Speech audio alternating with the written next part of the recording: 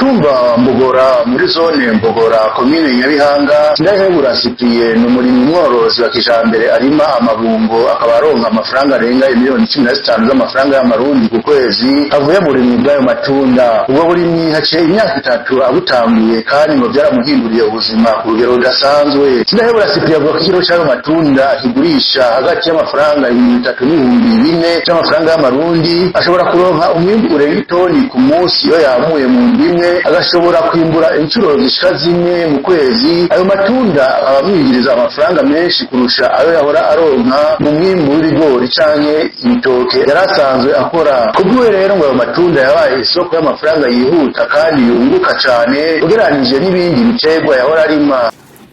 Ndiko ndaraba nahora ndimi ibitoki kandi banyita uwa mbere muri no mutumba canke kuri no komine, kandi ndi umurimyi mworozi w'ibitoki wa mbere. Hamba kuyo naragiye mu bigori navyo nyene narabirimye, ariko aho nimukiye nkaja mu mabungo narabonye ko hari ico amabungo asumbije ibyo byose natondaguye.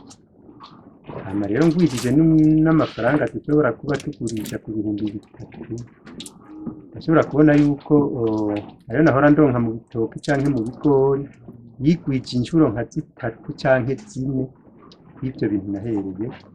Cyo gutuma nshima kuzobandanya ndi mu mabungo muga ntibagiye n'utundi biterwa mbumva ariko kubona tubini turateye.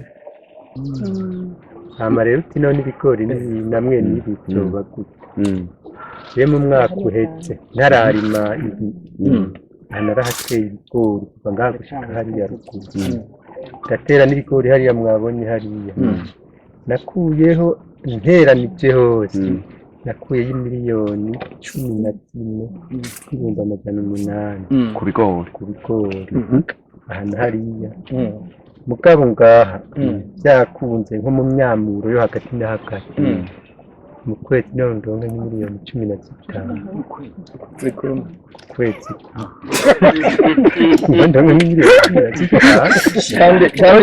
kandi bigori muzi muraza mwezi bikubita bikaza kwera mu mezi 5. Ndahebura Cyprien asigura ko yahisemo gukora ku giti ciwe nyuma yo kubona ingorane zimwe zibonekeza hamwe mu makoperative y'uburimyi. Kubera no gukoresha ubuhinga bwa kijambere, arashima ko yarashoboye gukora igikorwa gitanga umwimbu mwinshi kandi kafasha mu iterambere ryo mu kibano no mu butunzi bw'igihugu. Uretse guteza imbere umuryango wiwe, Ndahebura Cyprien aratanga akazi ku bakozi benshi bakorera mu mirima yiwe, ibyo bigatuma abantu baronka uburyo bwo kwikenura no gutunga imiryango yabo. Uwo murimyi ntagomba gutera imbere wenyene, niyo mpamvu amaze kwigisha abagera kuri 5 uko bakora ubwo burimyi bw'amabungo, kandi ubu akaba afise abanyeshuri bagera ku 10 yahawe n'ishure ryigisha ivy'imyuga kugira ngo abigishe kurima kijambere. Abanyeshuri kandi ngo baraheza bakaronka impapuro ndangabumenyi nyuma y'inyigisho kugira ngo bashobore kubandanya gukwiragiza ubwo bumenyi mu bandi bakeneye kwiteza imbere. Yewe kuko naje ndiko ndaraba ibikorwa nkora,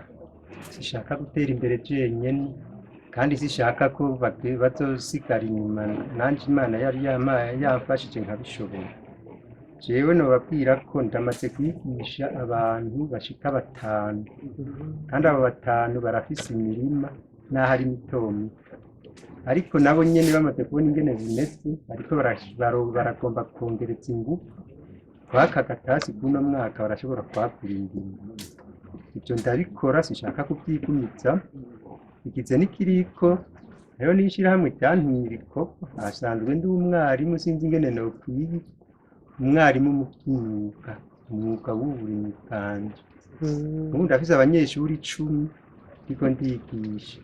Nahawe na CM Muhaganya, abo ndabamaranya amezi 3.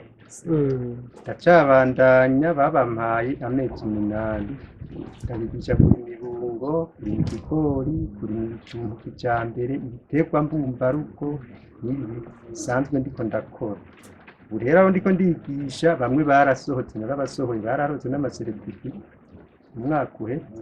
Ivyo byose ndabikora n'isunziki ndiko ndasaza, none nasaza bazoca babura ico bafata n'ico bareka kandi haraciye umuntu.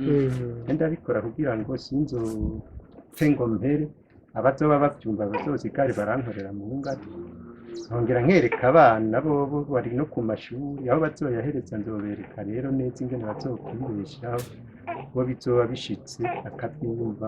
Mu ntumbero yo kongereza umwimbu no kubungabunga isi ndimwa, Sindayebura Cyprien akoresha ifumbire yikorera ikomoka mu maganga y'inkwavu n'ingurube. Avuga ko iyo fumbire imaze kumufasha cyane mu kugwiza umwimbu no kugabanya amafaranga yahora akoresha agura ifumbire y'ikizungu. Ndaraba ifumbire iyi nayihinguye ntiwambwira ngo tukuze nayira naho nokwereka aho mba narabifumbije irirabura gusumba aho nakoresheje iyi, kandi ndabikoresheje ibi birarambaho mu kuzimu, ugasanga kurya kuntu ireba kuga bati ifise iminsi ingana uku canke hataguye imvura nyinshi ikwiye bica bimera nabi, aho ucumera nk'uwashizemwo amase y'ikirundi bituma bizana ibintu byo kwironderera akabobera kuko ibintu biturira nkayi.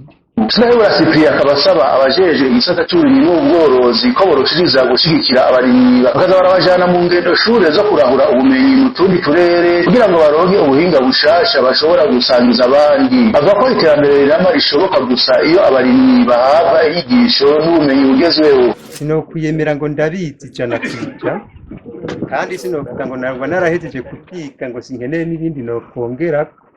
Ndifuza namwe nk'uko mwoba muje kuraba ibyo nkora canke muje kuraba ko ndabikora neza, nimba mubona hari ahandi nanje mwonjana ongereza, ndabe ko hari akantu mwovyondera mukazonjana ahantu nanje nkarahura ubwenge mwongera kuko mfise. Hama rero sindabasaba amafaranga, ndabasaba ubumenyi. Vy'amafaranga bizoza bivuye mu byo namwe muzoba mwanyunguye.